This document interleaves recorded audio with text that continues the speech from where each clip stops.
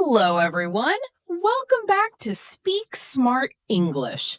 I'm so happy you're here with us today. I am Anna. I am Anna Steve there. Great to see you all again. We've got a really exciting topic for you today. That's right. Today, we're going to learn something that will really help your English sound more natural. We're talking about how to connect your tenses so you don't sound like a textbook.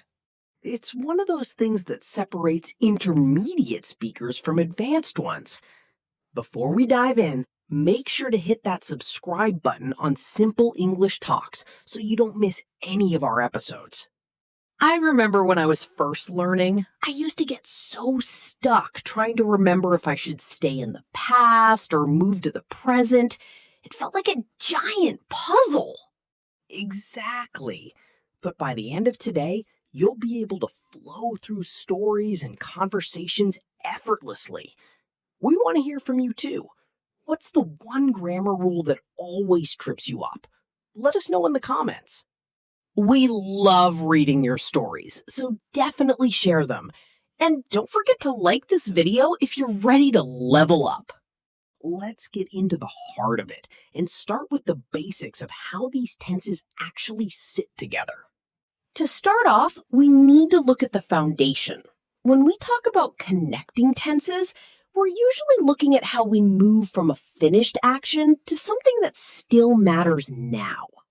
Right. The most common formula people struggle with is the connection between the past simple and the present perfect. Think of it as subject plus verb in the past, then connecting it to the present. For example, if I say, I lost my keys yesterday, that's a finished fact. But if I say, I have lost my keys, I'm telling you about my situation right now. I still don't have them. That's a perfect example. I could say, I finished my coffee 10 minutes ago, but if I'm looking at an empty cup now, I might say, I finished my coffee. I find myself doing this all the time when I'm describing my day. I woke up at 6, I had breakfast, and now I've arrived at the studio to talk to all of you. See how Anna just flowed through those? Woke up and had breakfast are the sequence, and have arrived is the current state. You can try this too. Think about your morning. What are 3 things you did, and where have you arrived now? Write one sentence in the comments using that mix. Don't worry about being perfect. Just try the subject plus verb structure. It gets easier the more you say it out loud. What about when we change the negative form? If I haven't seen a movie yet, but I saw the trailer last week, how do we connect?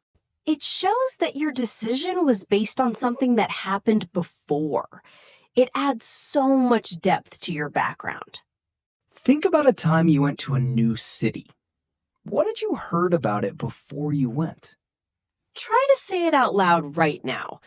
Before I went to Paris, I had heard that the food was amazing. It feels different when you speak it, doesn't it? It feels more professional and precise. It really does. And don't worry about the had combination. It sounds weird, but it's totally correct. I had lunch before I started work. People often skip the second had because it feels repetitive, but keeping it makes you sound like a pro. We've covered a lot of structures now. It's a lot to take in. But remember, it's all about the order of events in your head. Just keep practicing those scenarios. The past of the past is a great way to show you really understand how time works in English. You know, Speaker 2, even we make mistakes sometimes when we're talking fast. It's totally normal for learners to feel a bit overwhelmed. Oh, absolutely. I still remember saying things like, I have went instead of I have gone when I was tired. Oh, that's a huge one. One of the most common errors is using the present perfect with a specific time. People say, I have seen him yesterday. Right, and that's wrong because yesterday is a finished time. You have to say, I saw him yesterday, or just, I have seen him. Exactly. Remember, the present perfect is like a cloudy sky. You don't see the specific sun of a date or time. The past simple is like a clear day where you can see exactly when it happened. Another one is forgetting the had in the past perfect. People say, when I arrived, the movie started.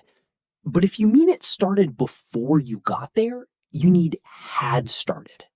Another one is forgetting the had in the past perfect. People say, when I arrived, the movie started. But if you mean it started before you got there, you need had started. Otherwise, it sounds like the movie started the exact second you sat down, which usually doesn't happen unless you're very lucky. We also see people mixing up was and did. For example, I was go to the store. You never say that. It's either I went or I was going. It's funny when you think about it that way, but when you're learning, your brain just wants to put all the words together at once. How about this practice? I'll give you a wrong sentence and you fix it in your head. She has lived there in 2010.